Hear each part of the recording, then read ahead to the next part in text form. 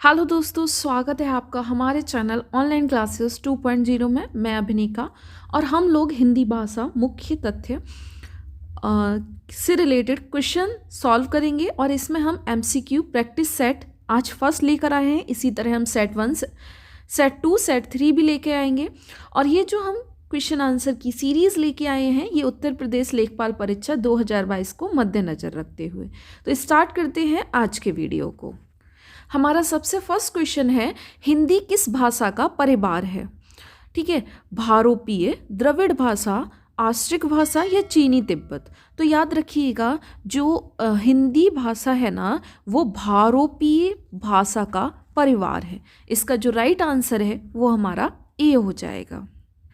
Next question है, भारत में सबसे अधिक बोले जाने वाली भाषा कौन सी है? ऑप्शन दे रखे हैं, हिंदी, संस्कृत, तमिल या उर्दू। तो भारत में सबसे ज़्यादा हिंदी बोली जाती है। ठीक है, इस चीज़ को याद रखें।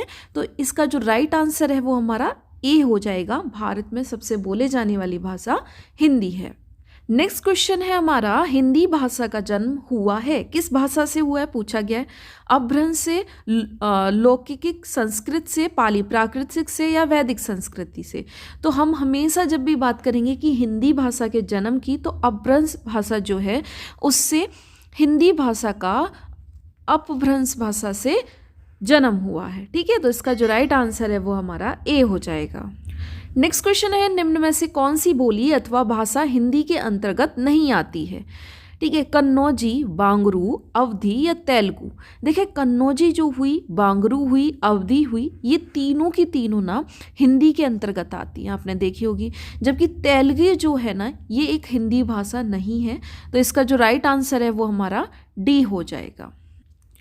नेक्स्ट क्वेश्चन है, हिंदी की विशिष्ट बोली ब्रज भाषा किस रूप में सबसे अधिक प्रसिद्ध है?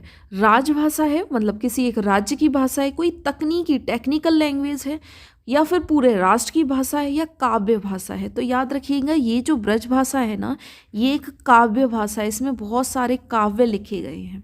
तो इसका जो राइट आंसर है वो हमारा डी हो जाएगा। नेक्स्ट क्वेश्चन है, भारतवर्ष में हिंदी को आप किस वर्ग में रखेंगे? राजभाषा के रूप में, राष्ट्र की भाषा के रूप में, विभाषा के रूप में या तकनीकी भाषा के रूप में? तो इसका जो राइट आंसर है वो हमारा ए हो जाएगा, क्योंकि ये हमारी राजभाषा है हिंदी। ठीक है, याद रखें कभी राष्ट्रभाषा नहीं बोल के राजभाषा कई राज्यों के द्वारा अपनाई गई है। नेक्स्ट क्वेश्चन है, डुडाली बोली है पश्चिमी राजस्थान की, पूर्वी राजस्थान की, दक्षिणी राजस्थान की, उत्तरी राजस्थान की। तो याद रखिएगा ये जो डुडाली बोली है ना ये पूर्वी राजस्थान की है। इसका जो राइट आंसर है वो हमारा बी हो जाएगा। नेक्स्ट क्वेश्चन है, ब्रजबुली नाम से जानी जाती है कौन सी भाषा पहले ब्रजबुली नाम से जानी जाती थी, या मतलब ब्रजबुली नाम से हम जानते हैं? पंजाबी भाषा को, मराठी भाषा को, गुजराती को, पुरानी बांग्ला। तो याद रखें जो पुरानी बांग्ला भाषा है ना उसे हम ब्रजबुली के नाम से जानते हैं। तो इसका जो राइट आंसर है वो हमारा डी हो जाएगा। नेक्स्ट क्वेश्चन है, निम्न में से कौन सी भाषा देवनागरी लिपि में लिखी जाती है? ठीक है, गुजराती, उड़िया, मराठी या सिंधी। तो इसका जो राइट आंसर है वो हमारा सी हो जाएगा। जो मराठी भाषा है ना वो हमारी देवनागरी लिपि में लिखी जाती है।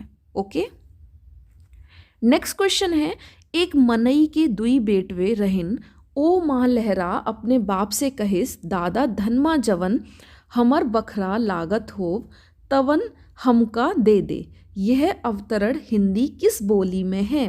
भोजपुरी है, कन्नौजी है, अवधी है या खड़ी बोली है? तो देखें, एक महीन से दुई बेटवे रहिन ये जो है अवधी भाषा में आती है। ठीक है, तो इसका जो राइट आंसर है वो हमारा सी हो जाएगा। नेक्स्ट क्वेश्चन है, निम्न में से कौन सी भाषा संस्कृत भाषा की अपभ्रंश है? जैसे कि हिंदी भाषा का उदय जन्म अपभ्रंश भाषा से हुआ है, उस तरह हम संस्कृत भाषा की अपभ्रंश कौन सी भाषा है? क्या वो खड़ी बोली है, क्या वो ब्रज भाषा है, अवधी है या पाली है? तो याद रखिएगा संस्कृत भाषा की अपभ्रंश का जन्म पाली भाषा से हुआ है।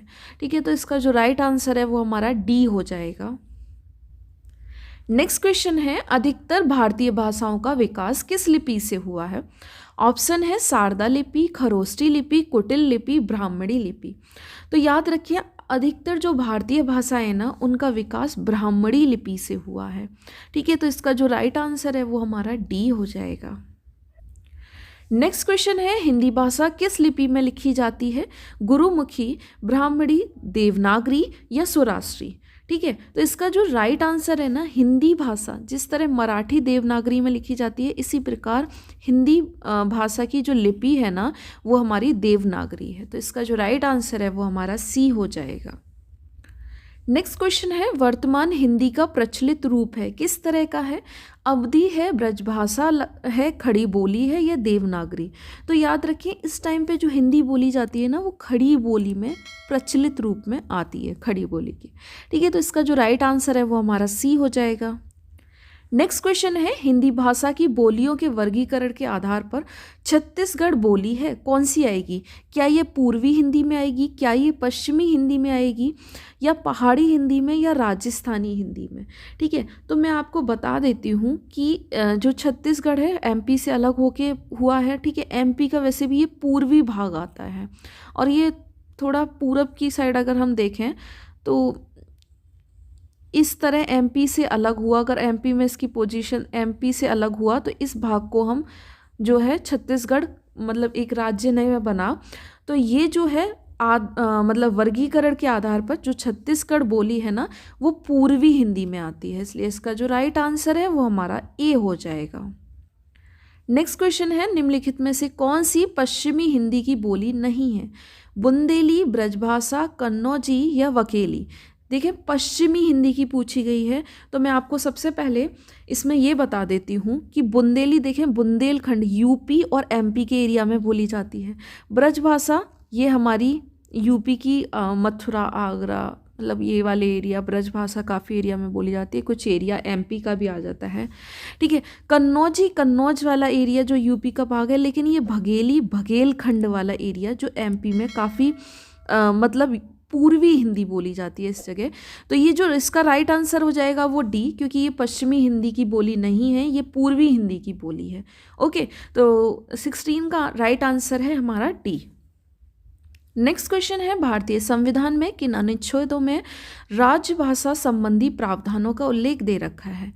ऑप्शन है 343 से 351 तक, 434 से 315 तक, या 443 से 135 तक, 334 से 153 तक।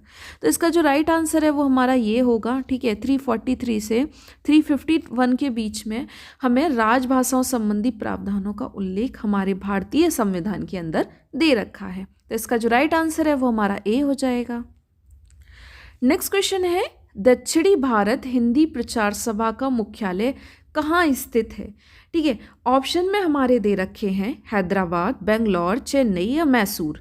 तो इसका जो राइट आंसर है कि हिंदी प्रचार सभा का मुख्यालय हमारा चेन्नई, ठीक है, में स्थित है। तमिलनाडु में चेन्नई है, वहाँ पर जो है दक्षिणी भारत में हिंदी प्रचार भाषा का मुख्यालय अगर पूछा जाए तो इसका राइट आंसर चेन्नई हो जाएगा। ओके, नेक्स्ट क्वेश्चन दे रखा है, हिंदी भाषा के विकास का सही अनुक्रम लगाएं। पाली, प्राकृतिक, अपभ्रंश, हिंदी। ठीक है, प्राकृतिक, अपभ्रंश, हिंदी, पाली, अपभ्रंश, पाली, प्राकृतिक, हिंदी, पाली। आपको मैं बता दूं सबसे पहले पाली भाषा आई थी। ठीक है, पाली से प्राकृतिक आई थी, ये बात क्लियर रखिएगा। पाली भाषा जो है हमारे बौद्धों की और प्राकृतिक वैसे जैनों की कही जाती है। इससे विकास हुआ था हमारी अपभ्रंश भाषा का, और अपभ्रंश से हमारी हिंदी हम जो बोलते हैं उससे अपभ्रंश भाषा से हमारी हिंदी का जन्म हुआ। तो जो राइट है वो हमारा ए हो जाएगा। ओके, नेक्स्ट क्वेश्चन हमारा है, संविधान के अनुच्छेद 351 में किस विषय पर वर्णन किया गया है? संघ की राजभाषा, उच्चतम न्यायालय की भाषा, पत्राचार की भाषा, या हिंदी के विकास के लिए निर्देश। तो याद रखेंगे ये जो 351 है ना वो कहता है हिंदी के विकास के लिए क्या निर्देश दिए गए हैं, ये हमारा अनुच्छेद 351 कहता है। तो इसका जो राइट आंसर है वो हमारा डी हो जाएगा। और अगर आज का वीडियो आपको हमारा पसंद आया हो तो please like, share and comment करें और हमारे चैनल को ज़रूर से सब्सक्राइब भी करें। Thank you so much.